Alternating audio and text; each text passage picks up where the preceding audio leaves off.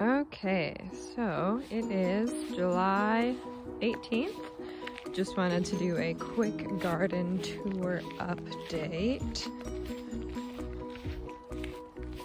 It is about 8 in the evening, so I'll be losing the light soon. Ooh, we gotta water these trees, they're looking thirsty.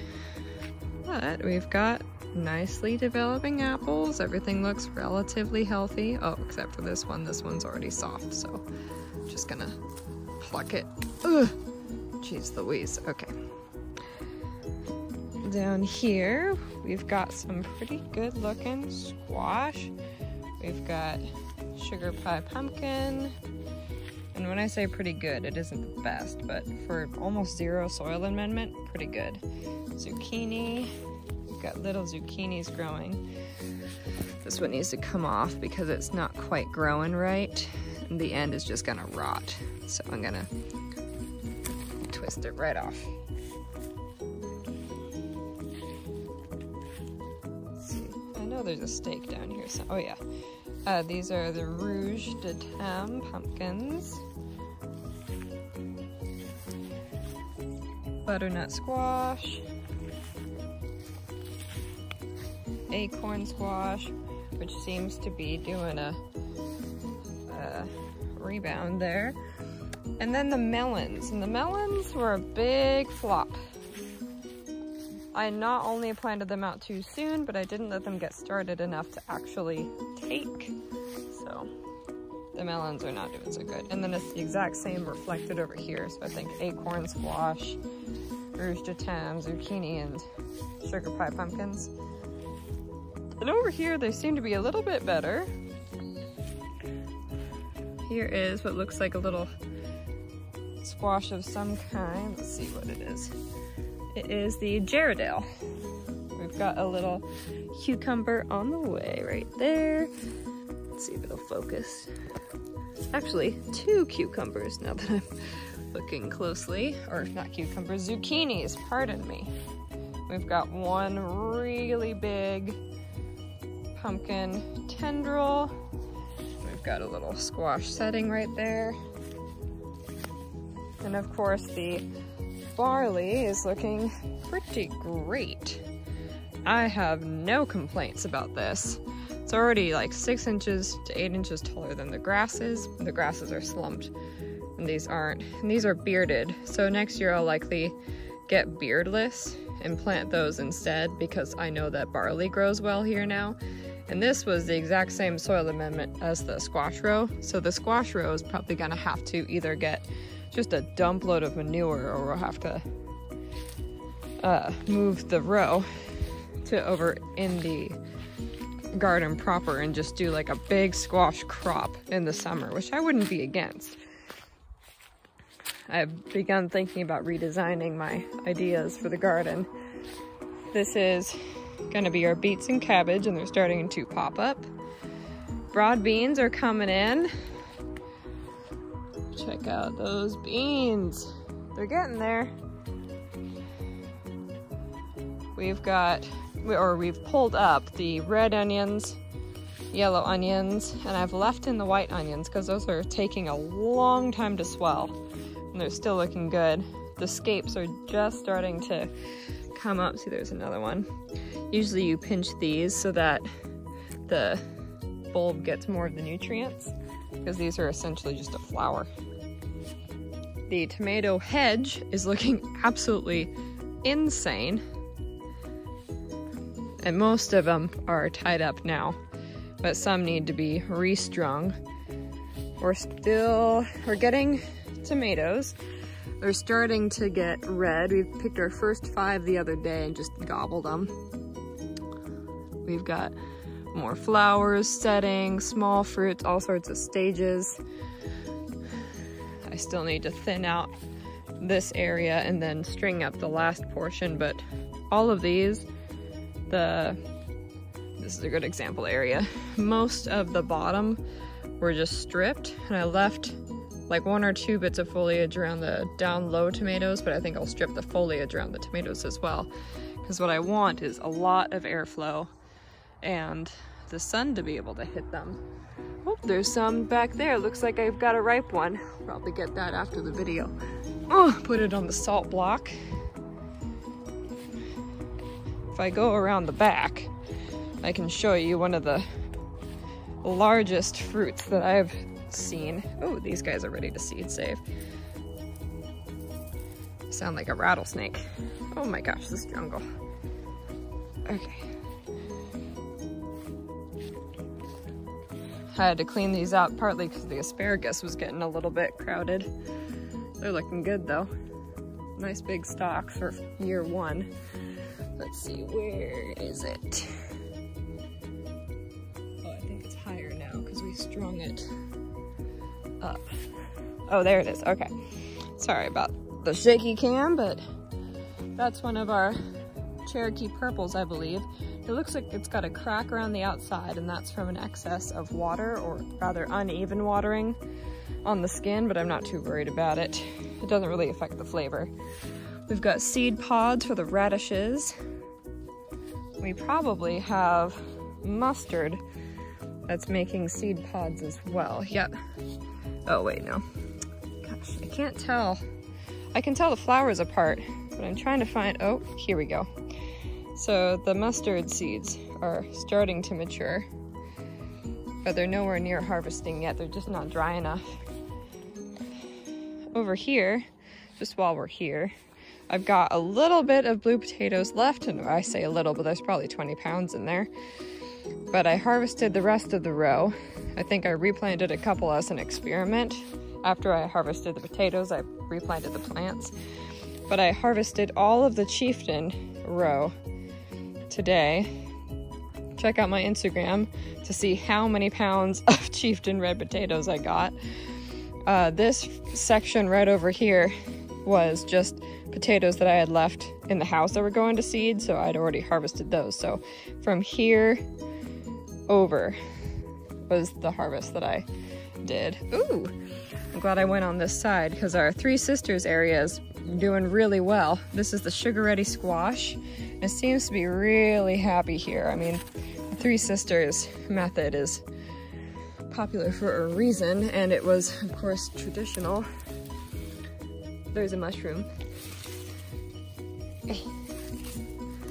Oh, sorry. There it is. It's the best I can get. And they've got a couple more squash coming along down there. Our corn is looking really happy. It is about as tall as me. Some are a little taller, some are a little shorter.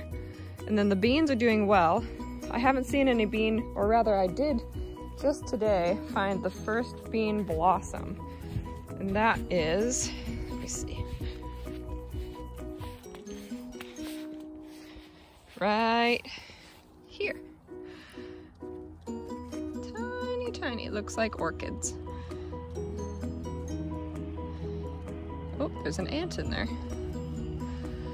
Ooh, big healthy leaves on these bean plants. These are pole beans, so they can grow probably endlessly, to be honest. I need to check when I planted these russets and see how many days they've been in the ground, because they might be ready as well. I'd love to get a second cropping and just have an excess of potatoes to be able to use curries, mashed potatoes, sides, roasted, twice baked, all the good stuff.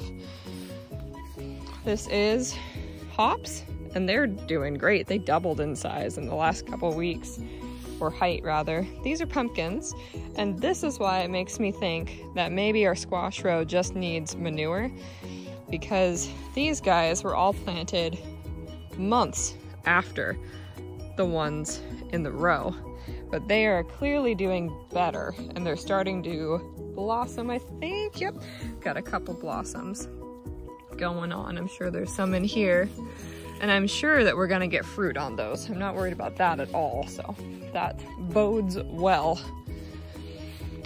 This area, of course, the corn back there will be September, October, I think, and then, well, before all of it's cleared anyway. And then these potatoes, I think we can get a second crop in pretty much across the board.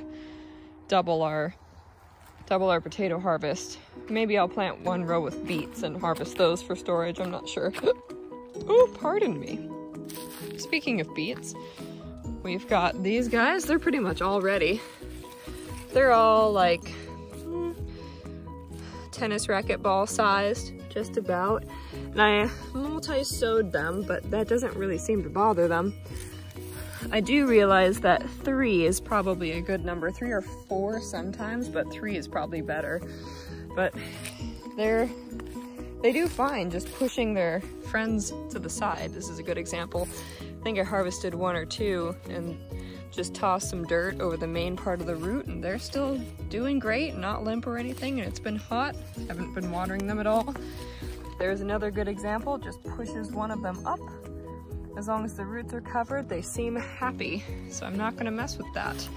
This one I'm contemplating seed saving from because it is so big.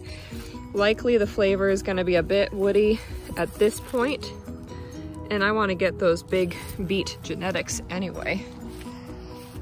The cabbages are probably at the point where I should just take them out. I don't think they're gonna head up any more than they have, and honestly I'm surprised they did at all. This guy I'm gonna leave and try to seed save. Don't know if I can seed save from just one, but we'll see. I think I've got one okay one in there and one little one right here, and I'm not mad at it.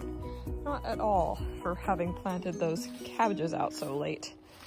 The sweet potatoes, against all expectation, are thriving. The hotter it is, the more they like it.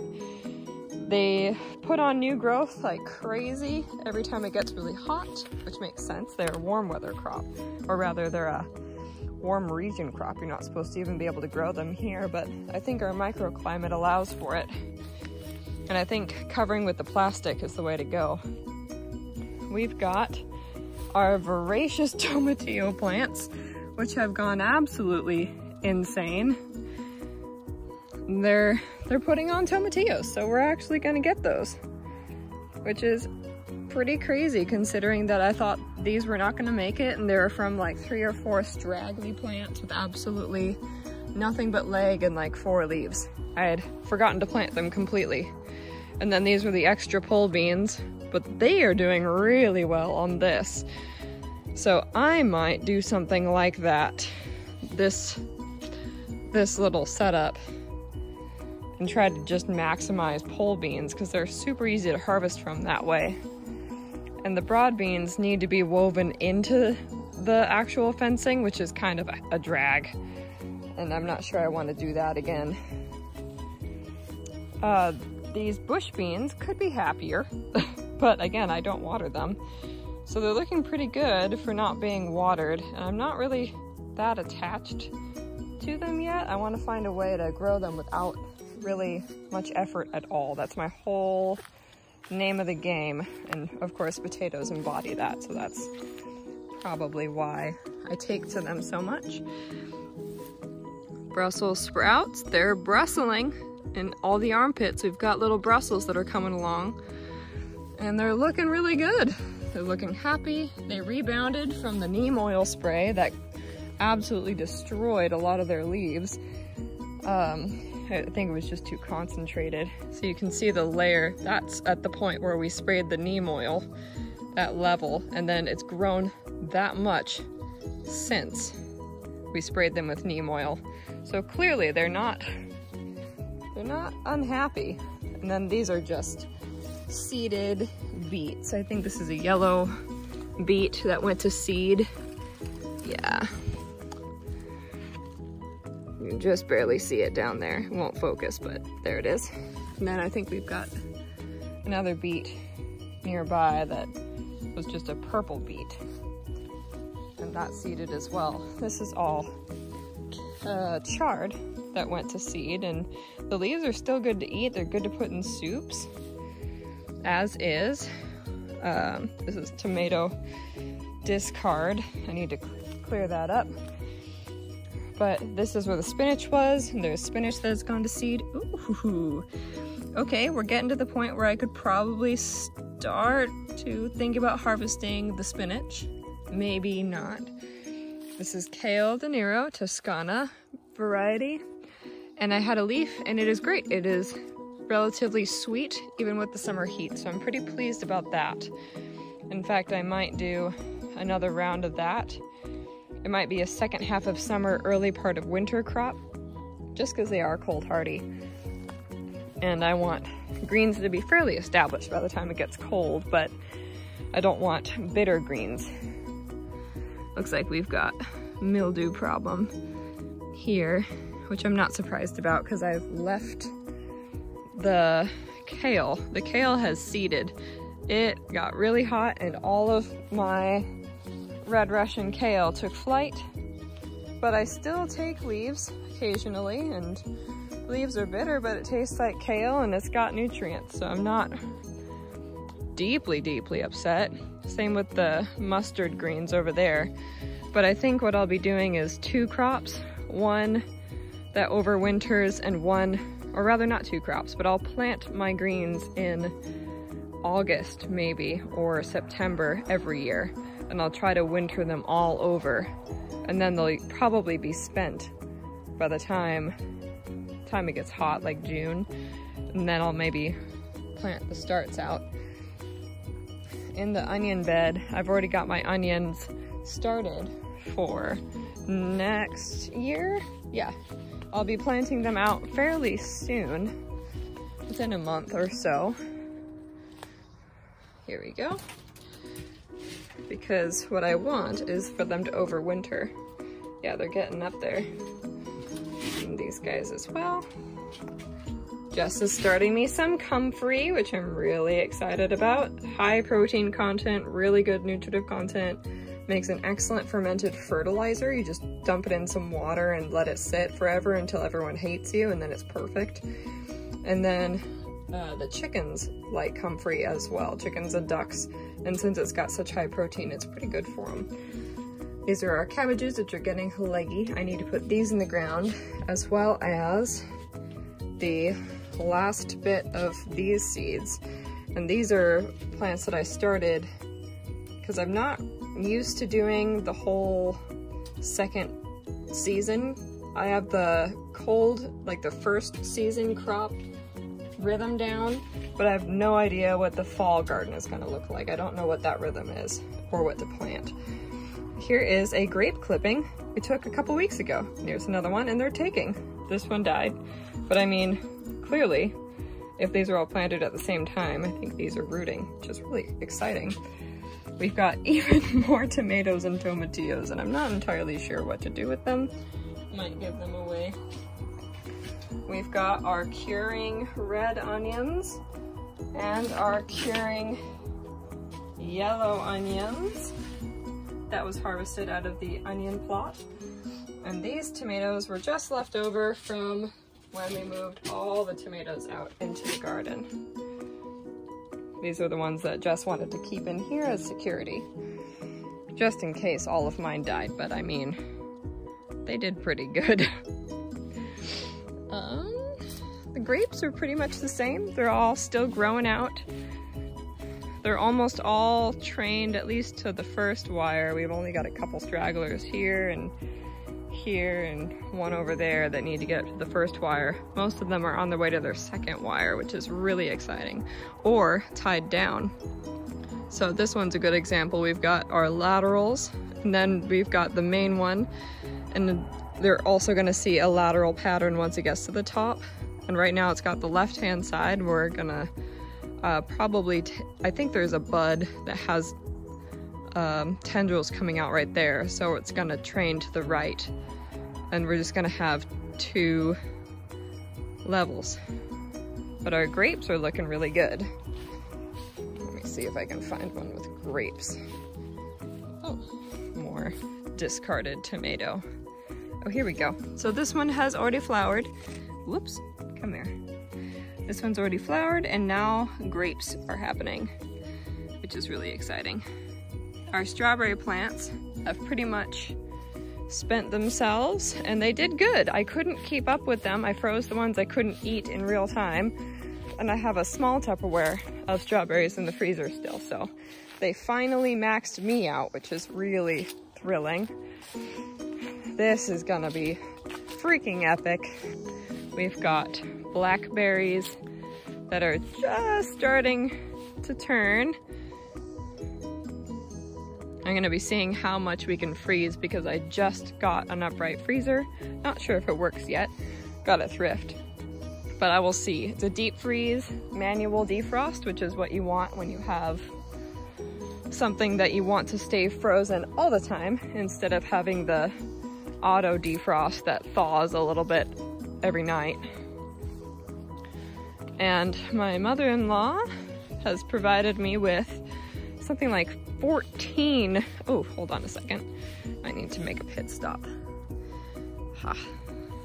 Okay, there we go. Oh, sorry. Bear with me. Okay.